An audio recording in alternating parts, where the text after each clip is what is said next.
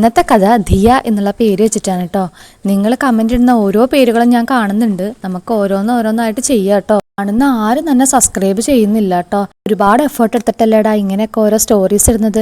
അപ്പൊ പറ്റുന്ന എല്ലാവരും സബ്സ്ക്രൈബ് ചെയ്യണേ. തുടങ്ങാം.